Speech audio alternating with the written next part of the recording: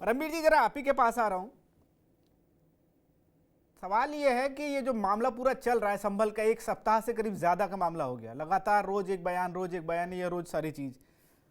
एक सप्ताह बाद अब फिर जब सीएम योगी ने अपने अफसरों के कान ऐंठे हैं या मीटिंग में एकदम वो सख्त दिखाई दिए हैं कि भाई जो भी उपद्रव करेगा नुकसान की भरपाई वही करेगा, अचानक से फिर राजनीति होने लगी कि साहब सिर्फ संभल तक ही होगा क्या, बहराइच पे क्यों नहीं कर रहे हैं। तो इस बयान के और सीएम योगी की सख्ती के और विपक्ष जो सवाल उठा रहा है उसको आप किस तरह से देख रहे हैं कि क्या कोई चीज है जो या तो एक तरफा हो रही है जो आरोप लग रहे हैं, या फिर विपक्ष दो तस्वीरें लेकर कम से कम उस मामले को हल्का करने की कोशिश कर रहा है।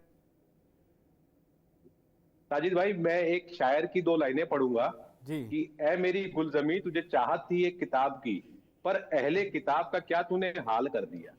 यहाँ पर मैं शायर ने जो जिस किताब के लिए कहा होगा, लेकिन मैंने ये शेर इसलिए कोट किया कि मैं कॉन्स्टिट्यूशन की किताब की बात करूंगा। जी। देखिए, कॉन्स्टिट्यूशन में हमें अधिकार दिया गया है कि जब कभी भी कोई हमारे मुद्दे हल ना हो पा रहे हो तो हम कोर्ट में चले जाएं। हाँ। तो संभल का जो मुद्दा था वो कोर्ट में कई बार गया, बहुत लंबी फेरिस्त है, मैं उसके पीछे बैकग्राउंड में नहीं जाऊंगा, लेकिन कई बार गया। कोर्ट का सर्वे का आदेश हुआ, कोर्ट के सर्वे का आदेश कर रहे थे, किसने गलती की मैं उस पर नहीं जाऊंगा, लेकिन उसके ऊपर भी बवाल हुआ। बवाल होने के बाद देखिए, कोर्ट को हम कटघरे में नहीं खड़ा कर सकते। ठीक है भाई, जांच हो जाने दीजिए थे, जांच हो जाती, जो निर्णय आता वो सबको कबूल होता वो, ठीक है। लेकिन उससे पहले ये उपद्रव होना, ये सियासत का रंग था या लोगों का गुस्सा था, इसके ऊपर भी अब जांच चल रही है। लेकिन इसी बीच में डीएनए जांचा जा रहा है सब लोगों का। और मैं एक दावा करूंगा शालिश भाई, यहां पर भारत में किसी का डीएनए जांच कर लीजिए, आप मेरा कीजिए, आप अपना कीजिए, हम सब लोग का डीएनए एक ही मिलने वाला है। हाँ। यहाँ पे कोई डीएनए बाहर का नहीं है। जो हाँ। बाहर के थे ना साहब, तो वो कुछ मसला नहीं है, मतलब ये डीएनए वाला मसला नहीं है। ये सब हिंदी भाषी लोग हैं या उर्दू भाषी लोग हैं या बंगाली भाषी लोग हैं या पंजाबी भाषी लोग हैं, वो कोई फर्क नहीं पड़ता।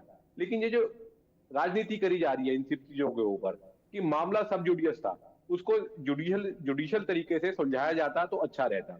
उससे पहले नेता कूद गए, आप दोनों धड़ों के नेता कूद गए।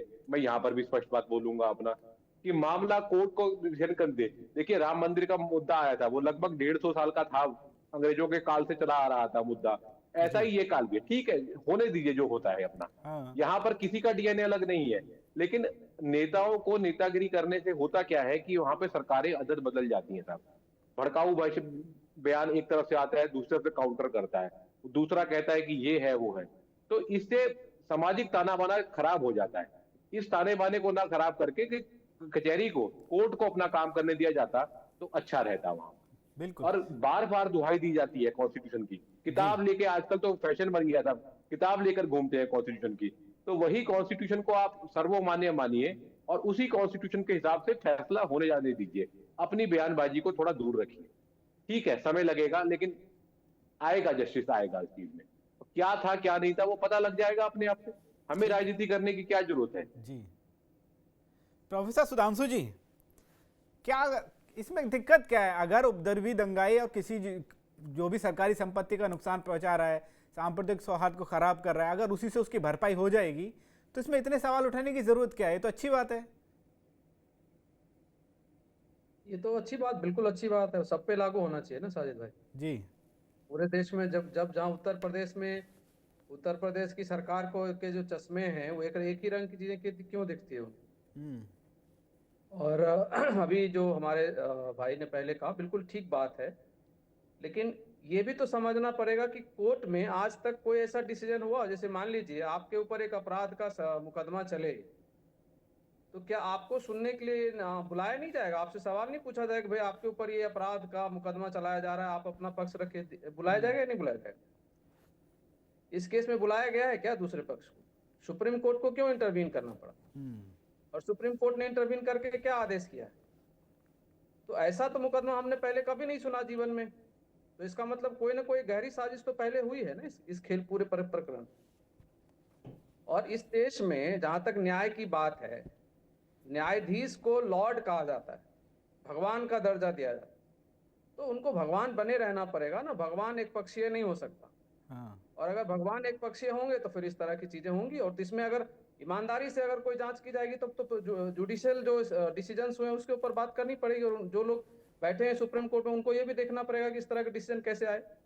आप एक चीज, मैंने जो सवाल पूछा, क्या उनको नहीं मौका मिलना चाहिए था जी कि वो अपना पक्ष रखें, उसके बाद ये डिसीजन आता, यही डिसीजन आता, मान लीजिए पक्ष रखने के बाद भी ये डिसीजन आता, तब फिर आप सवाल नहीं उठा सकते। ठीक है, जजमेंट का अपना उनका जो जज साहब बैठे हैं उनकी अपनी पावर है, वो कर सकते हैं, लेकिन आपको दूसरे पक्ष को सुनना पड़ेगा, जो इस केस में नहीं हुआ। जो रिपोर्ट की गई है लोकसभा के अंदर, जो उत्तर प्रदेश के अखिलेश यादव जी ने सारी बातें बताई, सर्वे एक बार हो गया, जी उस समय तो किसी ने विरोध नहीं किया, फिर दोबारा सर्वे करने की जरूरत पड़ गई इनको, उस समय तो किसी कोर्ट का भी ऑर्डर नहीं था, और फिर उसमें प्रशासन क्यों इंटरवीन कर रहा था? जब इस तरह के कोई व्यक्ति चाहेगा, एक बार ऑर्डर हो गया, सर्वे हो गई, बात खत्म हो गई, तो वो रिपोर्ट नहीं, वो सबमिट कह कर रहे हैं कि दिया। अगर कुछ रह गया तो दोबारा गए थे वो तो करने। नहीं तो दोबारा गया, तो उसके लिए ऑर्डर आपने लिया क्या? कहां से ऑर्डर आया था इसका? दोबारा करने का ऑर्डर किसने दिया था? कोर्ट ने एक बार कहा था ना, आपने कर लिया सर्वे, वो रिपोर्ट आपने सबमिट करी, दोबारा आपका मन हो गया, आप चले आए, तो उकसाने वाली कार्रवाई कौन कर रहा है? एक पक्ष तो ये है। देखिए, बेसिक बात क्या, आज कोई पॉलिटिकल मैं जब आप लोगों ने एजेंडा दिया था, मैं बहुत क्लियर होकर आया हूं कि मैं कोई पॉलिटिकल और वो सारी चीजें, ठीक है, राजनीतिक विश्लेषक आप, सवाल देखिए बार बार जो उठ रही है ना, कि अल्टीमेटली सारी चीजों के बावजूद भी एक जो चीज महत्वपूर्ण है कि इस देश, ये सच्चाई है कि भाई यहाँ पर ये विविधता है, और ये विविधता रहेगी। भाषा की विविधता है, क्षेत्र की विविधता है, जाति की विविधता है, धर्म की विविधता है, और हम सबको इन सारी विविधताओं के बीच जीना है और इस देश को आगे ले जाना है। तो ऐसी कोई भी स्थिति पैदा नहीं की जानी चाहिए। और देखिए, इंडिविजुअली कोई करता है, एक धर्म के लोग दूसरे धर्म के साथ करते हैं, एक जाति के लोग दूसरे जाति के साथ करते हैं, वो हो सकता है, क्योंकि कई बार ऐसे कन्फ्लिक्ट हो सकते हैं, और वहां पर प्रशासन की भूमिका क्या होनी चाहिए? प्रशासन को कंप्लीट न्यूट्रल दिखना चाहिए, ताकि आप, क्योंकि देखिए अब दो भाइयों में झगड़ा हो जाता है, तो पिताजी क्या करते हैं? पिताजी करते हुए दोनों का पक्ष सुनते हैं, जो जिसका पक्ष न्याय का होता है उसकी तरफ खड़े हो जाते हैं। ठीक है सर, तो जो प्रशासन की भूमिका है, वहां पर दिक्कत है। और आपको जब भी आप लग ये मौके हाँ, देंगे, फिर पॉलिटिक्स करने वाले पॉलिटिक्स करने उतर जाएंगे, जो डिफरेंट पॉलिटिकल ऑर्गेनाइजेशन आज के डेट में शुरू हो चुका है, वो चल रहा है। और अल्टीमेट लेकिन क्या है ना, कि इसका जो नुकसान होता है, वो कोई खाली ऐसा नहीं कि संभल के लोगों को नुकसान हो रहा है, पूरे तो देश के अंदर इसका आप प्रभाव कह जाने रहे हैं कि वाला है। एक तरफा चीज हुई, उस वजह से थोड़ा मामला खराब हो गया। ऋचा जी, मैं आपके पास बाद में आऊंगा, क्योंकि आपको सबके सवालों का जवाब देना होगा।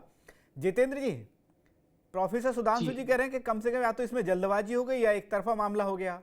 परमवीर जी कह रहे हैं कि जिस संविधान की किताबें आप, राहुल गांधी जी और तमाम लोग लेके घूमते हैं, कम से कम उसी की बात मान लेते या उसका सम्मान कर लेते। इतनी जल्दबाजी हर चीज में लेकर इतनी क्यों हो रही है? सरकार अगर कोई नियम बना दे रही है या ऐलान कर दे रही है कि भाई दंगाइयों पे सख्त एक्शन होगा, तो भी परेशानी है, और जो चीजें कानून के हिसाब से हो रही है तभी भी परेशानी है। इतनी जल्दबाजी क्या है भाई? देखिए, सब एक तरफा ही हुआ है, इसीलिए इतना मामला बिगड़ा। 19 तारीख को याचिका दायर हुई और 19 तारीख को ही कोर्ट ने डिसीजन दे दिया, बिना दूसरे पक्ष के अधिवक्ताओं को सुने हुए, बिना दूसरे पक्ष के कोर्ट की मौजूदगी में। आदेश 4 बजे दिया गया, 6:30 बजे डीएम साहब पूरा फोर्स लेके और भारतीय जनता पार्टी के समर्थकों को लेकर नारे लगाते हुए वहां पहुंच गए। एक बार इन्होंने सर्वे कर भी लिया, डीएम साहब बाहर निकले और सर्वे की टीम के लोग बाहर निकले, उन्होंने कहा हम पूरी तरह संतुष्ट हैं और सर्वे हमारा सफल हुआ, चले गए। उसके बाद कोर्ट में 29 तारीख लगाई गई। 29 तारीख में कोर्ट में सुनवाई होती, उससे पहले ही ये वोट जो हुआ, उसके बाद मतगणना हुई, फिर चले गए डीएम के आदेश से। यानी कोर्ट का कोई आदेश दोबारा इन्होंने नहीं लिया, कोई अनुमति नहीं ली, और फिर से चले गए। और फिर भारी भीड़ लेके गए दोबारा में, जैसे किसी धर्म स्थल पर आक्रमण करने की इच्छा से जा रहे हो, सर्वे की इच्छा से न जा रहे हैं। और सर्वे का विधिक टाइम जो होता है वो 10 से 5 होता है, कहीं भी उठा के पढ़ लीजिए, शाम को 6:30 बजे सर्वे का टाइम नहीं होता है जी। दोबारा ये सर्वे सुबह 6:30 बजे करने चले गए, 10 बजे के बजाय सुबह 6:30 बजे। तो इनकी मनसा ही दंगा कराने की थी। और दूसरी चीज, कोर्ट ने बिना नोटिस जारी किए, जबकि कोर्ट में प्रक्रिया होती है, जब कोई याचिका दायर होती है तो उस पर वो नोटिस देती है दूसरे पक्ष को, और नोटिस देकर उनको उपस्थित होने के लिए कहते हैं। तो ऐसा कोर्ट ने नहीं किया। कोर्ट ने भी अपनी पावर के बाहर जाकर काम किया, इसीलिए सुप्रीम कोर्ट ने सर्वे पर रोक भी लगाया और हाई कोर्ट में सुनवाई के लिए कहा। दूसरा पक्ष क्या, अब एक तरफा कार्रवाई, एक तरफ से लोगों पर मुकदमे लिखे जा रहे हैं, समाजवादी पार्टी का वहां एक भी नेता नहीं मौजूद था। उन पर फर्जी मुकदमे केस लिख दिए गए, सैकड़ों लोगों को गिरफ्तार करके जेल भेज दिया गया। पुलिस के लोग जो मौजूद थे, जिनकी मौजूदगी में दंगा हुआ, जिनके रहते हुए दंगा हुआ, उन पर मुख्यमंत्री ने आज तक कार्रवाई के नाम पर एक कलम नहीं उठाई। ये समर्थन था भारतीय जनता पार्टी की सरकार का प्रायोजित दंगा था, क्योंकि पहली बार सर्वे प्यार से हो गया, इनको लगा रहे दंगा तो हुआ ही नहीं, अरे सब प्यार मोहब्बत से निपटा जा रहा, फसाद तो हुआ ही नहीं, यूपी तो बर्बाद हुआ ही नहीं, हमारी 2027 की रोटी कैसे पकेगी राजनीति की, हम राजनीतिक लाभ कैसे ले पाएंगे जब ये मसूबों पे फेल हो गए। तो दोबारा डीएम के आदेश पर ये इन्होंने दंगा कराने के लिए साजिश के तहत ये लोग गए और इन्होंने दंगा कराया भी। पाकिस्तान से गोली आ जा रही है, अरे पाकिस्तान तो मोदी जी जा रहे हैं, सपा को तो कोई नेता जाता नहीं है, मोदी जी जाते हैं, भाजपा के नेता जा रहे हैं, तो कौन गोली ले आ रहा है? आतंकवादी हमला पाकिस्तान से आके लोग हमारे भारत में कर रहे हैं, और गोली अगर आती है पाकिस्तान तो किसका फेलवर है? केंद्र सरकार का फेलवर है भाई। सुरक्षा एजेंसी क्या कर रही हैं? बॉर्डर से कोई पाकिस्तान की गोली लेके भारत में घुस जा रहा है, इसका आतंकवादी हमला कर दे रहा है, तो इसका मतलब निश्चित तौर पे भारत की सरकार असुरक्षित है, फेल है, हर मुद्दे पर वो देश की सुरक्षा करना नहीं जानती है या उनके वश में नहीं है। तो ये सब न कहें पाकिस्तान से गोली आ गई, तमाम एंगलों पर मोड़ने के लिए ये भारतीय जनता पार्टी तमाम तरह के षड्यंत्र कर रही है। अब सुप्रीम कोर्ट का निर्देश हुआ, अब कहीं कुछ नहीं, अब खाली डिबेट ही हो रही, चर्चा ही हो रही, बाकी सब चुप हो गया, क्योंकि ये लोग अपने षड्यंत्र में सफल होना चाहते थे, बहराइच में सफल नहीं हुए, कानपुर में दंगा करा दिया, मुजफ्फरनगर में दंगा करा दिया है, तमाम जगह इन लोगों ने दंगा करा दिया। अब ये लोग इसी पर उतर आए, पीडीए के सामने नतमस्तक कर दिया पब्लिक ने इनको।